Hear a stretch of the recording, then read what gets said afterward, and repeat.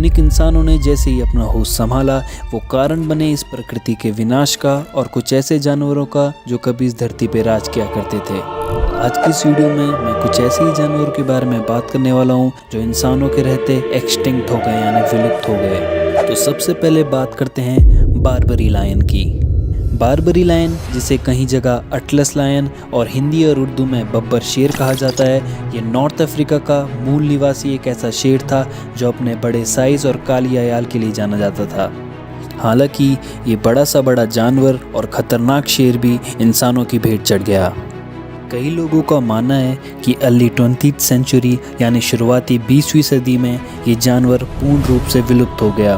विलुप्त होने की वजह ये बताई जाती है कि रोमन एरेना फाइट्स में इसको यूज़ किया जाता था और रोमन राजा या वॉरियर्स इससे लड़के अपने आप को प्राइड महसूस करते थे। हालांकि ये सिर्फ एक क्रूरता थी।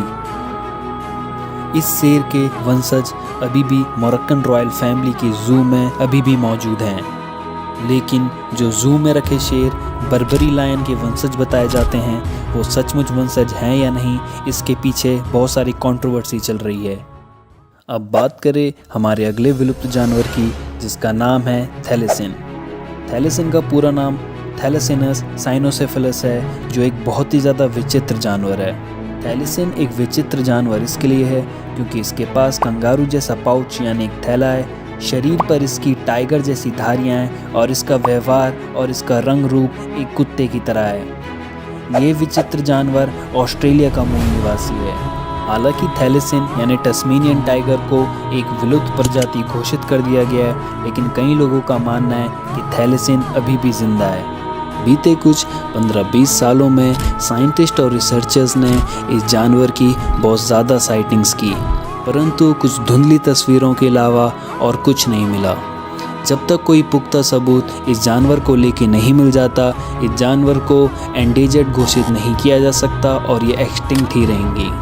अगर आपको ये फैक्ट अच्छा लगा तो वीडियो को एक लाइक ज़रूर कर दीजिएगा। तो आ जाते हैं हम अपने अगले विलुप्त जानवर की, जिसका नाम है वूली मैमथ। इस जानवर को आपने कहीं ना कहीं अपने हिस्ट्री की किताबों में देखा होगा या फिर आइस एज जैसी पिक्चरों में देखा होगा।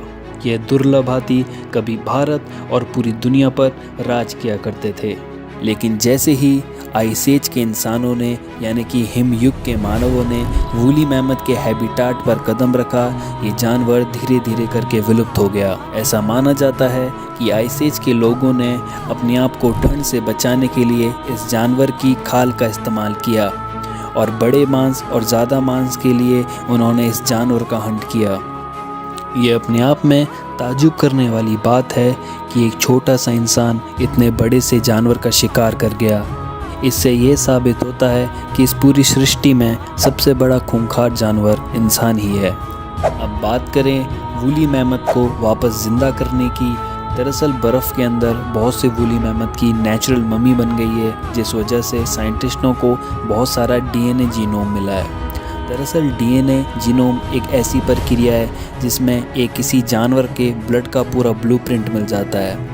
साइंटिस्टों का कहना है कि वूली मैमथ का सबसे क्लोजेस्ट रिलेटिव है एशियन एलिफेंट, यानी जिसे हम हिंदुस्तानी हाथी कहते हैं। तो हो सकता है हिंदुस्तानी हाथी यानी एशियन एलिफेंट्स में हम कुछ ऐसा जेनेटिक म्यूटेशन करें जिससे वूली मैमथ वापस आ सकें।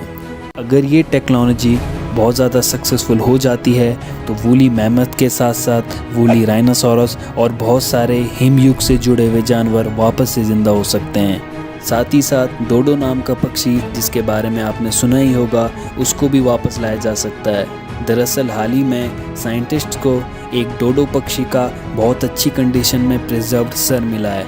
साइंटिस्टों का मानना है कि डोडो के सबसे क्लोजेस्ट रिलेटिव निकोबार पिजन की अगर हम म्यूटेशन में थोड़ा डिस्फर करें तो हो सकता है डोडो जैसा पक्षी वापस से ज़िंदा हो सकें। तो ये थे कुछ एक्सटिंक्ट एनिमल्स और उनको वापस से ज़िंदा करने के रिसर्च प्रोग्राम्स। अगर आपको वीडियो पसंद आई है तो वीडियो को लाइक ज़रूर कीजिएगा और चैनल को सब्सक्राइब भी कीजिएगा।